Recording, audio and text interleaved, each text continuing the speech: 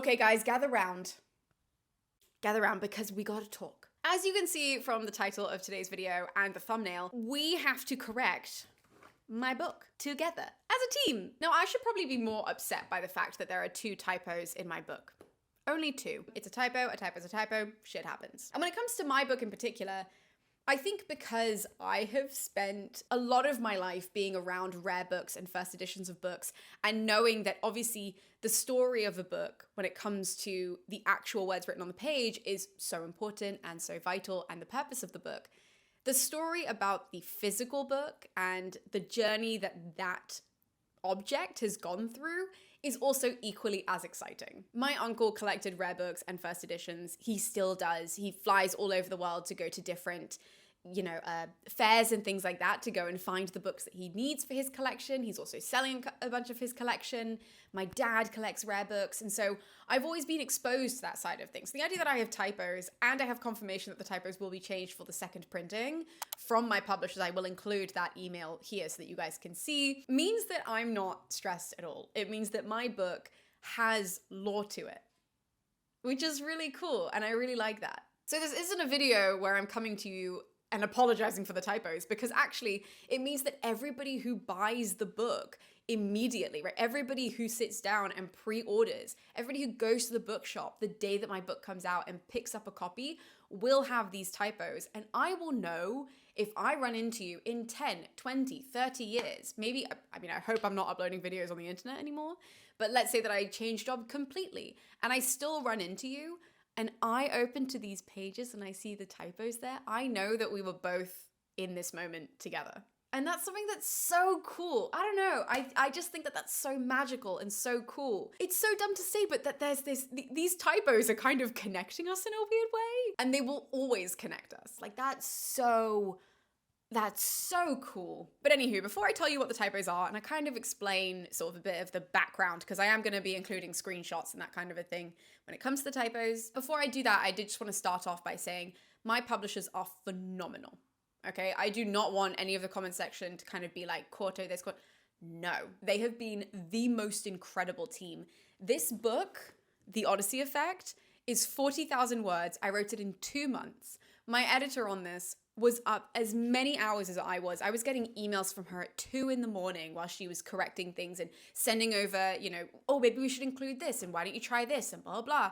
Like, I have never felt more supported than I did with the Quarto team. I am so lucky to have been signed to them. I'm so lucky that they had this book and that they found me. Like, I cannot express that enough. So I do not want this video to be taken the wrong way, to think that I'm blaming my publishers for anything.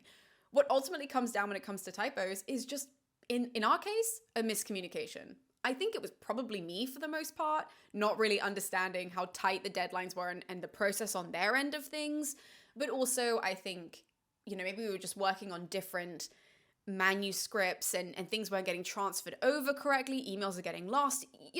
Things like that happen. That's just how the world is. You could have the most well-oiled machine like Quarto, and still a typo or two, in my case, are going to get through. Especially, and I do want people to know, Quarto have been such a tight team. When you guys get this book, when you guys have this book in your hands for regular publication date, it will still be less than a year from when I started writing. That's crazy that Quarto managed to do that. So the date that I'm recording this is March 1st. Okay, I can't prove it to you because I'm filming on my phone, but I have my calendar next to me and it's March 1st. We knew about these typos in February. Okay, so we were emailing back and forth about these typos, trying to see if they could be changed, whatever it was. And unfortunately, they cannot be changed until the second version of the printing. However, since we were in March, I know that the ARCs, so the advanced readers copies of this book, will be going out. I think it's like March 20th, 21st, 22nd, I think. It might be the weekend before, but it's still the middle of March. People will start being able to read this book. And I wanted to make sure that this video was up here so that when you guys have the book in your laps, you know what to do, which means pick up, oh, this is a pencil. Pick up a pen. Oh no, because I'm in cinematic mode. Hello? Get a pen, guys. Okay, grab a nice pen, open your books, and we're gonna make these corrections together. So the first one is in chapter 1, and actually, as you can see here, I can't see it, but I know that you guys can see it. I am talking about Circe, Jason and the Argonauts, and what book that pops up in, even in the Odyssey. And for some reason, it says book 9. It should not say book 9. I have never said that Circe pops up in book 9. I have spoken about Circe a bajillion times on this channel. Never once have I said that she pops up in book 9. I do not know why I wrote this down. Literally, when I saw it, I was like, where did you come from? Who are you? So I need you guys to change that, because that is a rather important change. Circe makes her mythological debut in book 10, and then she comes up again in book 12.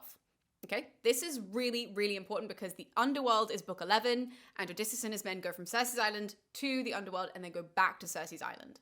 Okay, this should be 12, not 9. Again, this will be changed in future printings of the book. I have been told that this will happen. So if you have a second printing of the book, which I will let you guys know when that happens, you do not have to worry about this. This will not be in there. Now, even though I do not know how that one made it in there, because clearly I wrote that down and then it just missed everyone. And I mean, it even missed the people that I had like beta read this book, which I don't think I was allowed to do that, but I sent it off to a couple of people to be like, can you just make sure it's readable? And none of them, absolutely none of them even caught it. So I'm like, what happened here? Like, really, it is such a black hole of knowledge for how this number 9 got in there and it's not number 12. I don't know, and I can't tell you how it is, but anywho, it's in there. It won't be in there forever. Now, the second typo is way more interesting because the second typo pops up in chapter 2.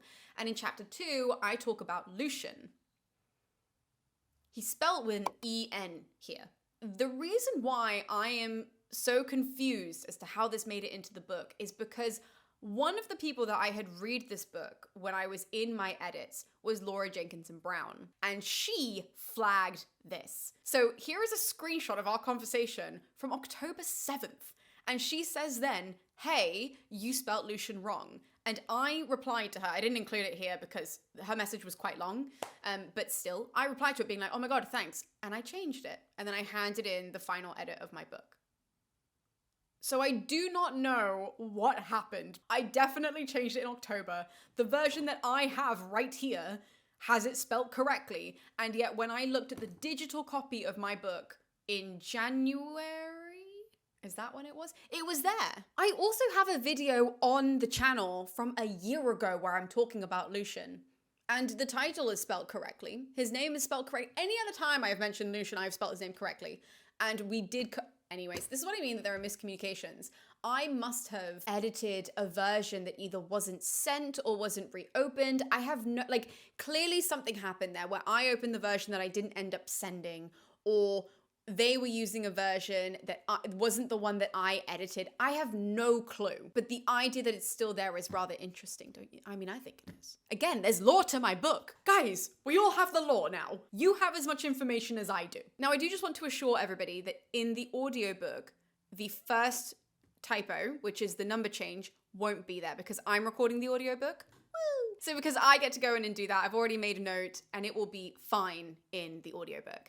There are also just like some general bits of wording that I'm not really happy with that I will also be changing. They're not wrong, they're not typoed, I just don't like them. Am I allowed to change that much? I don't know, but I'm going to. Okay, so if you're listening to the book, you don't have to worry about any of that stuff. It is literally just if you have an advanced reader's copy of the book or if you have a first edition. Now, I also wanted to let you guys know how many copies have these changes in them, just so that you can kind of get an idea. And this is worldwide. Okay, so when the book comes out, it comes out, as far as I'm aware, right now sitting in front of you, it comes out in Canada, the US, and the UK. First editions worldwide, there are only 7,000 copies printed. So that's not a lot, considering on my main channel, I have what, just under 50,000 subscribers?